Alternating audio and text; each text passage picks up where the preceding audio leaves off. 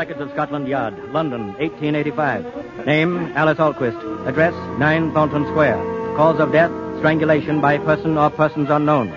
After exhaustive investigation, the commissioner reluctantly orders the case closed, pending the possible disclosure of new evidence.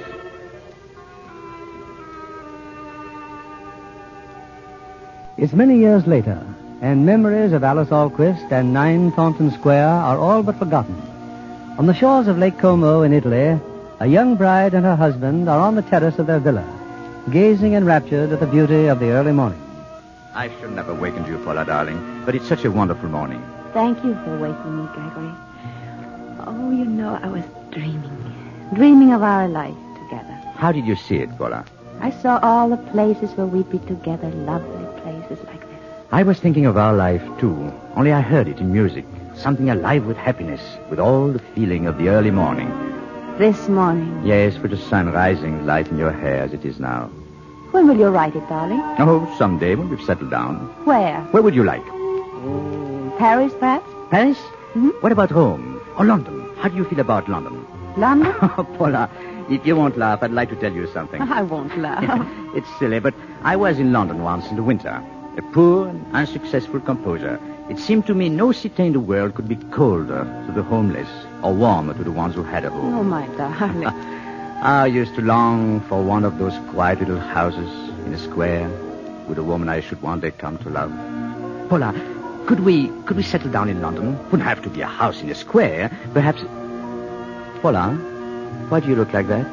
There is a house in a square. What house? 9 Thornton Square. She left it to me. She? Oh, you mean your Aunt Alice Alquist? Yes, I had lived with her ever since I was a baby. Then after it happened, I came here. I've been in Italy ever since, and that house comes into my dreams sometimes. But I haven't dreamed of it since I've known you. I haven't been afraid since I've known you. Oh, Paula, if it were true, it would make me very happy. It is true. I've found peace in loving you. I could face even that house with you. Oh, no, Paula, beloved. Yes. I would not ask that of you. Yes, you shall have your wish, darling. We'll go there. There's a lawyer who looked after the estate, a Mr. Mufflin. I'll write him today. You shall have your house. A house in London on a little square.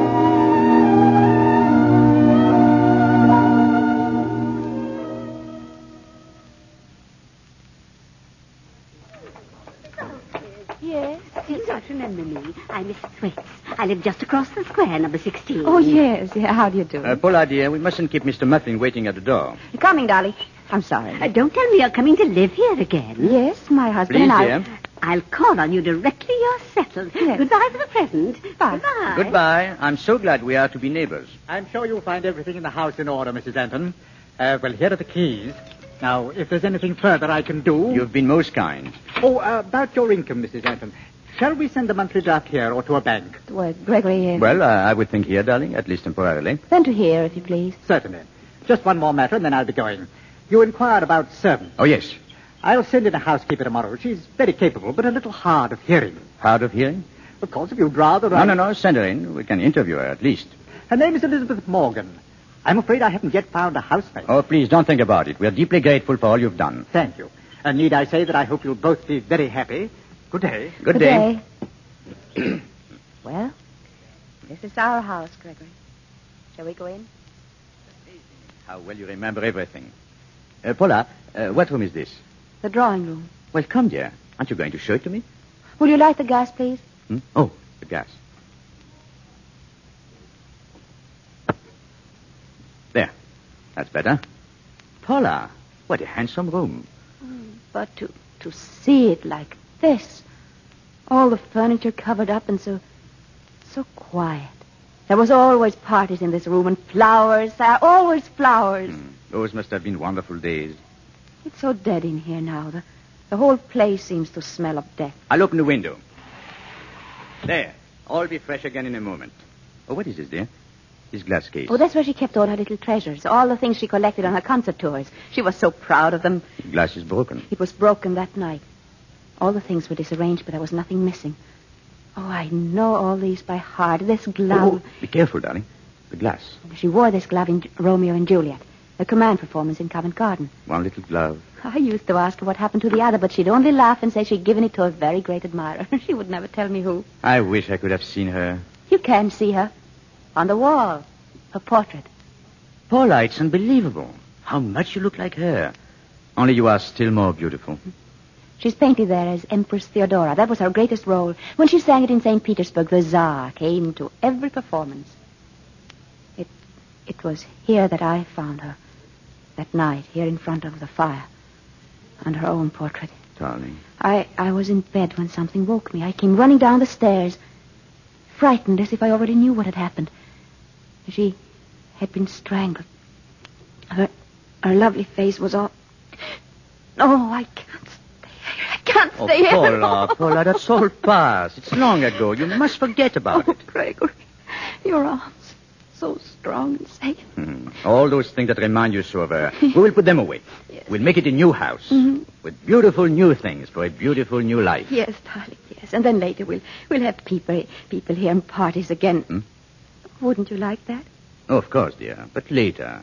First, let us have another honeymoon here by ourselves, just for a little while. Yes, I only Now, thought... where do you suppose all this could be stored away? Oh, there is an attic under the roof. Her trunks are there and all her costumes. Well, then that's where it shall go. And then we'll board it up. Board it up? So you'll yeah? never have to see them again. Oh, a piano. These too must be. Fine instrument. The action needs regulating, but the tone is still quite good. That song. Why are you playing that song? Why not? That was her song. It was always her last encore at every concert. She said it... Oh, look, Gregory, here's an old letter. Letter? I beg of you to see me just once more. I followed you to London. Oh, the date. It was written just 2 days before she was murdered 10 years ago. Where did you find that? It was here among this music, now. See, it's from someone called Sergius Bauer. Give it to me. Gregory.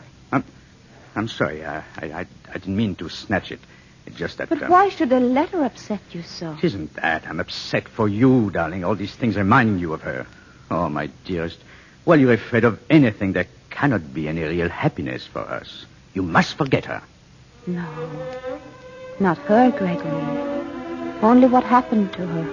Of course, darling. Of course.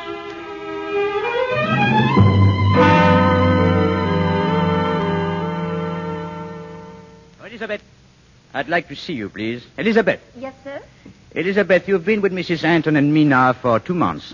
Are you happy here? Oh, indeed, sir. Good. You've been to market? Yes, Mr. Anton.